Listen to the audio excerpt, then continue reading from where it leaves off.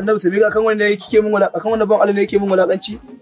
Wai kai dan girman Allah an taba yin soyayya dole ne. Na ce ba na son ka to ka fita a sabga na mana ka kalli shiganka ka kalli nashi kai kanka ai ba za ka hada ba. Dan Allah dan Annabi ka yi hakuri. Shikenan ba komai Allah da kowa da gaban shi. Da fatan dai baka yi fushi ba. Ai shine daidai.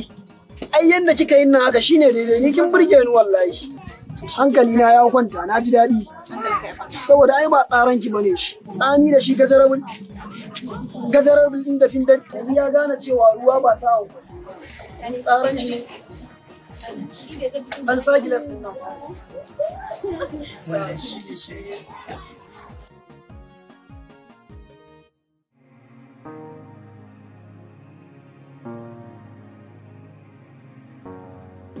Hello, kawai kike? Kwana biyu. Yanzu haka ma ina kan hanyar zuwa gida. In Allah ya yarda. Kake damu ba mu. Ba da.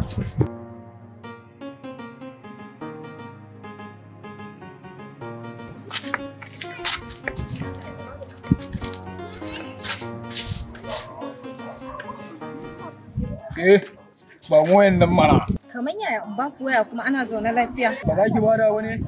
To in ba irin ku ta za a yi mu samu mu ci abinci. Dan Allah ku ya. Ke ba shi mana ba za ki ba shi bane? Ba mu mana.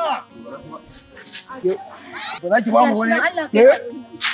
Inna lillahi wa inna ilaihi raji'un. Na shiga uku sun kwace min waya na. Inna lillahi wa inna ilaihi raji'un. Alama yana da fatan da zamu ke mai juna amma da soyayya ko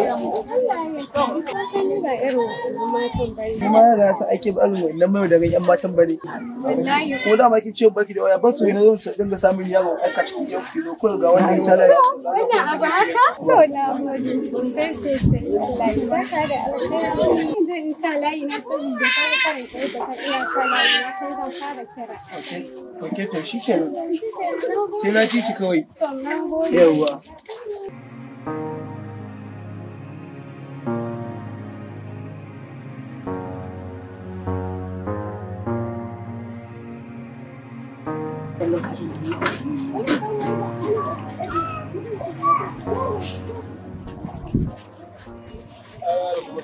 Ka aiko a kira ni. Allah ya sa ku lafiya. Lafiya lau na zo an san sakon nan ne. Kuke maganar kuɗin ko?